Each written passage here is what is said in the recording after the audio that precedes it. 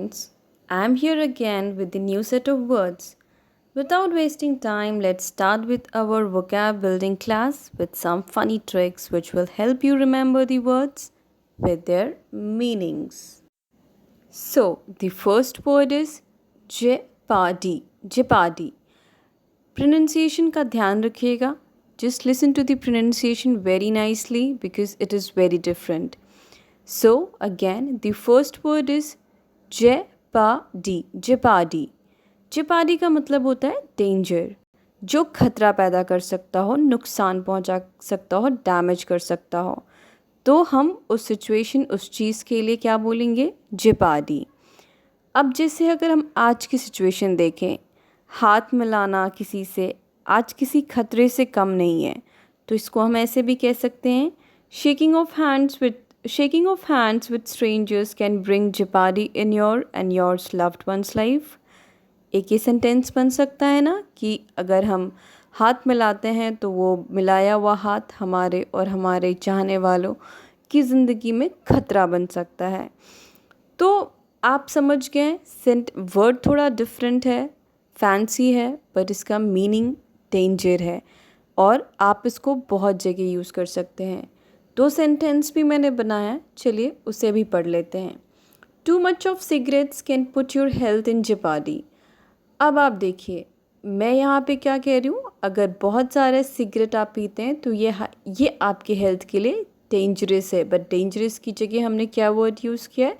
jeopardy. jeopardy. Breaking of lockdown can put the whole world in jeopardy. अगर हम ये lockdown तोड़ते हैं तो पूरी दुनिया के लिए हम खतरा पैदा कर सकते हैं. सो ये वर्ड इस सेंटेंस में कितना फिट बैठता है, एक बार फिर से मैं ये सेंटेंस रिपीट करती हूँ. Breaking of lockdown can put the whole world in jeopardy. I hope ये वर्ड आप लोगों को क्लियर है. सेकेंड वर्ड है हमारा अनप्रेसिडेंटेड. अनप्रेसिडेंटेड का मतलब होता है कोई सिचुएशन या कोई चीज़ जो हमने पहले कभी नहीं देखी हो, या आप कह सकते हैं कि वैसा जो पहले कभी ना हुआ हो. और इसका सबसे बड़ा एग्जाम्पल आपके लिए अभी की सिचुएशन ही है. Of course I am sure corona का ये फेज़, लॉकडाउन का ये फेज़, पूरे दुनिया के बंद होने का ये फेज़ आपने पहले कभी नहीं देखा होगा. तो कोई भी सिचुएशन जो हमने पहले नहीं देखी है, पहले नहीं विटनेस की है, उसको हम उस सिचुएशन को हम अनप्रेसिडेंटेड कहते हैं. अब अगर हम पूरे विश्व की बात करें तो अगेन पूरे विश्व की वीरान सड़कें, हमने बिल्कुल भी नहीं सोचा था कि एक टाइम ऐसा आएगा कि पूरा का पूरा विश्व बंद होके रखा होगा, उसकी सड़कें खाली होंगी, उसकी दुकानें बंद होंगी. तो इसी से रिलेटेड एक सेंटेंस है, even the thought of whole world being shut down is unprecedented. ये सोच भी हमारे दिमाग में नहीं आई होगी, ये ऐसी सोच भी हमने नहीं रखी होगी कि एक दिन ऐसा आएगा जब पूरा का पूरी दुनिया शट डाउन हो जाएगा. चलिए सेकेंड सेंटेंस देखते हैं.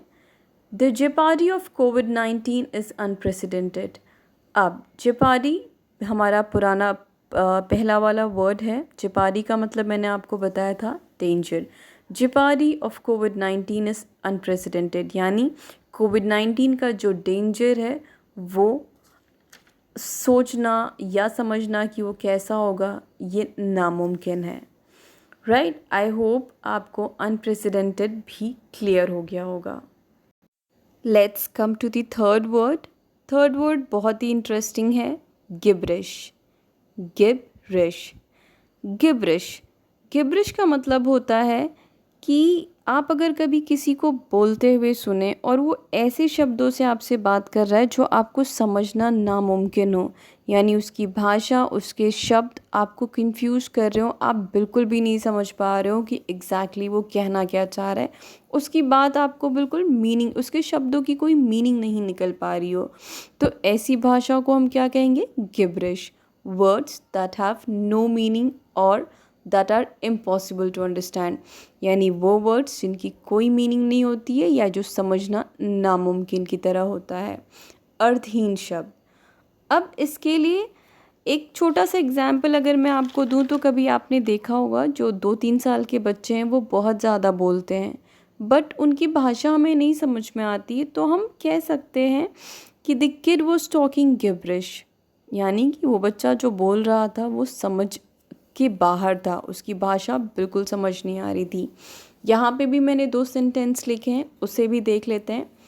She was talking gibberish in her sleep. कई लोगों की आदत होती है नींद में सोते हुए बात करने की, लेकिन वो क्या बोलते हैं समझ नहीं आता है। तो उसी से रिलेटेड ये सेंटेंस है कि अगर कोई नींद में कुछ बोल रहा है और उसकी भाषा आपको बिल्कुल समझ नहीं आ रही है तो आप कैसे बोलेंगे? She was talking gibberish in her sleep. चलिए सेकेंड सेंटेंस जो मैंने लिखा है, India's win made him so excited that he could speak only गिब्रिश।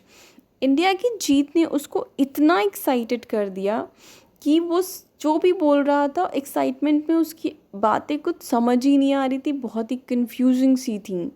तो हम लोगों के लिए ये वर्ड इस सेंटेंस में भी फिट बैठता है।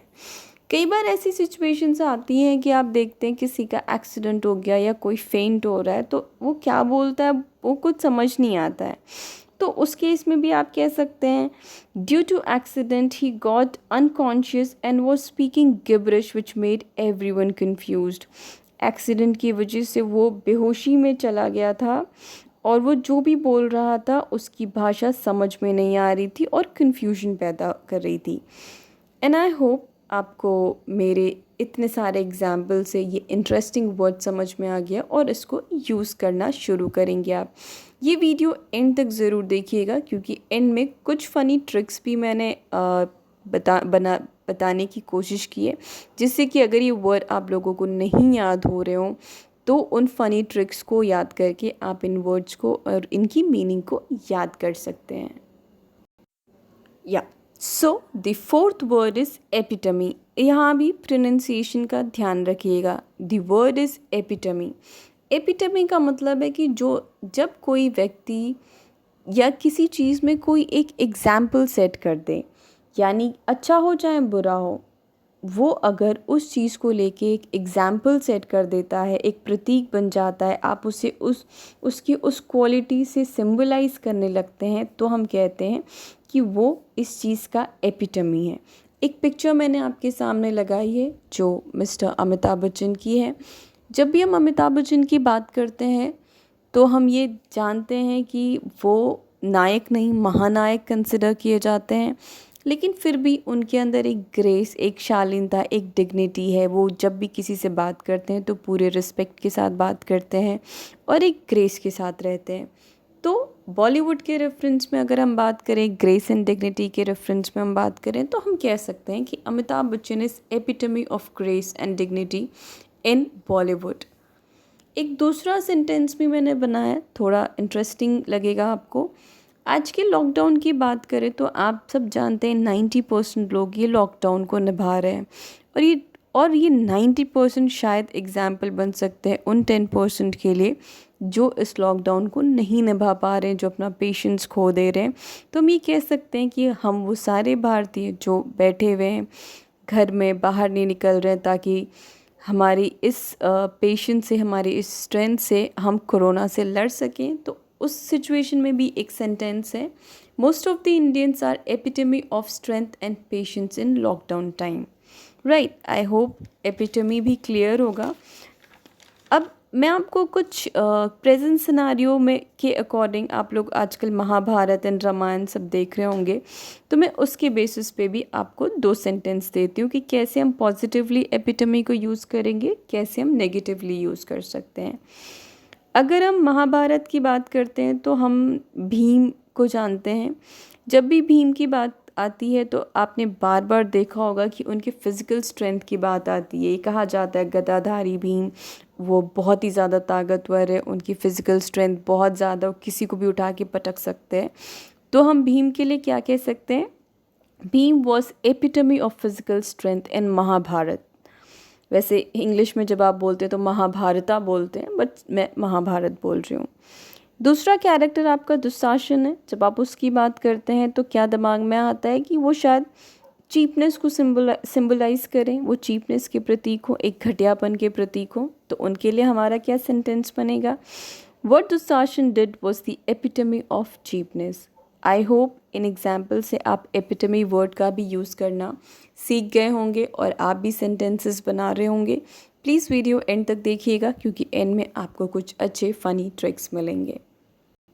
सो the fifth word is jaded. काफ़ी ईजी सा वर्ड है। इसका सिंपल सा मतलब होता है tired and bored after doing the same thing for a long time without break.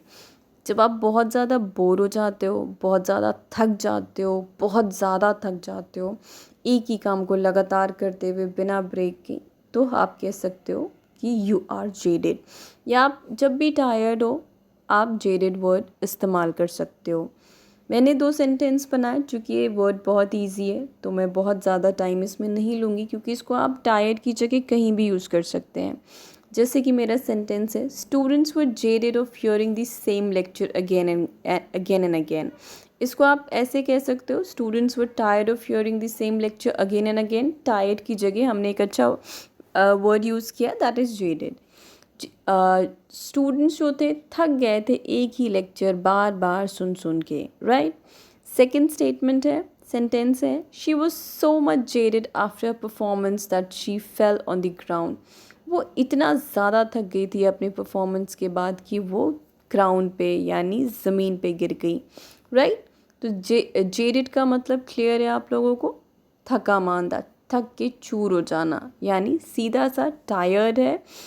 Easy word इसका टायर्ड है और एक उस टायर्ड की जगह कुछ अच्छा वर्ड आप यूज़ करना चाहते हैं तो आप जेडेड यूज़ कर सकते हैं।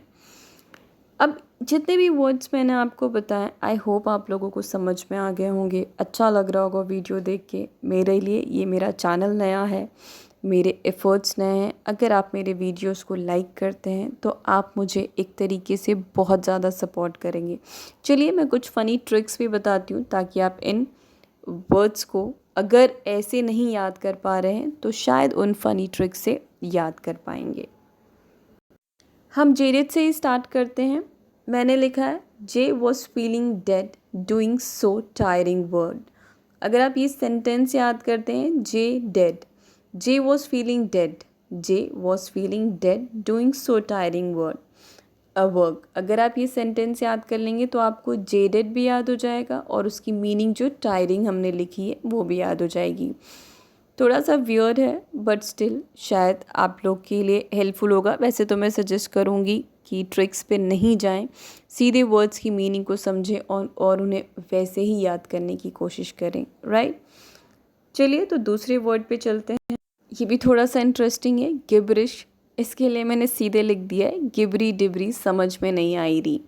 वैसे भी गिबरिश वर्ड ही अपने आप में ऐसे बता देता है कुछ गिबर तिबर सा है जो समझ में ना आए, तो डेफिनेटली मुझे नहीं लगता कि गिबरिश याद करना आपके लिए टफ होगा, बट स्टिल ये एक फ़नी सा सेंटेंस है, आप याद रखेंगे तो शायद आपको गिबरिश वर्ड और समझ में नहीं आ रही से समझ में आ जाएगा, जो समझ में ना आता हो तो गिबरी डिबरी समझ में नहीं आ रही। चलिए तीसरी ट्रिक पे। अनप्रेसिडेंटेड के लिए मैंने लिखा था, अनप्रेसिडेंटेड का मतलब मैंने आपको बताया था जैसा पहले कभी नहीं हुआ है, तो मैंने सीधे लिख दिया अन्नू। इसको आप अन्न पढ़िए या अन्नू पढ़िए। अन्नू कभी प्रेसिडेंट, अनप्रेसिडेंट अगर कभी हटा दे तो ये अनप्रेसिडेंट तक आ गया। अन्नू कभी प्रेसिडेंट नहीं बनी, इसका क्या मतलब है? अनप्रेसिडेंटेड ध्यान रखना है, अन्नू एंड प्रेसिडेंट से आप रिलेट करके अनप्रेसिडेंटेड बना लेंगे। कभी प्रेसिडेंट नहीं बनी यानी कि ऐसा पहले नहीं हुआ है उसके लिए। तो जब वो अपने इंडिविजुअल की अगर हम बात करें तो इस सेंटेंस से पूरी मीनिंग निकल आ रही है कि उसके साथ ऐसा पहले नहीं हुआ, वो प्रेसिडेंट नहीं बनी, यानी it is unprecedented in case of Annu. I hope ये वर्ड भी आप लोगों को क्लियर है। एपिटमी के लिए मैंने कर लिया था। देखिए वैसे तो कई लोग इसको एपिटोम पढ़ते हैं, तो अगर आप टोम वर्ड याद रखेंगे तो आपके लिए ये सेंटेंस रिलेट करना इजी हो जाएगा, लेकिन प्रोनाउंसिएशन भूलिएगा नहीं, इट इज़ एपिटमी। प्रतीक टोम पर चढ़ गया, टोम गुम्बद जो होता है उसके ऊपर कोई चढ़ गया यानी शिखर पे चढ़ गया है, तो आप याद रखेंगे कि हमने ऊंचाई की बात की थी एपिटमी में। और टर्म वर्ड से आप उसको रिलेट कर पाएंगे। But again I will say epitome को डायरेक्ट याद करने की कोशिश कीजिए क्योंकि इसका प्रोनाउंसिएशन मैटर करता है। चलिए हम नेक्स्ट वर्ड पे चलिए हम आते हैं।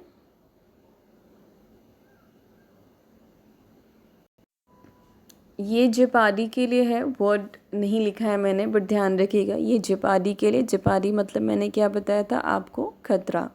सिगरेट पीने से जीवों पर खतरा पड़ सकता है, तो आप इसको जे भी लिख सकते हैं। सिगरेट पीने से जे पर खतरा पड़ सकता है, जेपाडी के लिए मैंने लिखा था।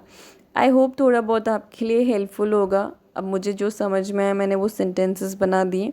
हो सकता है आपके पास अच्छे ट्रिक्स हो, but again as a teacher I will suggest you please don't go on tricks, try to remember the word and their meanings and try to use it again and again so that things become easier to you। और अगर कोई confusion है तो definitely आप comment section में मुझसे पूछ सकते हैं।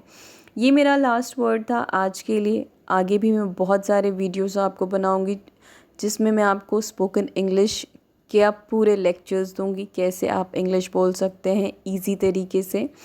और आपको ग्रामर के भी लेक्चर्स उसमें मिलेंगे, बहुत सारे अच्छे अच्छे वर्ड्स मैं आपको दूंगी। बट येस, मैं उम्मीद करती हूँ कि आपको मेरा ये वीडियो पसंद आया है। प्लीज़ इसे लाइक करें, सब्सक्राइब करें ताकि मुझे सपोर्ट मिल सके और मैं आप लोगों के लिए और भी बहुत अच्छे वीडियोस बना सकूं। थैंक यू एंड जय हिंद।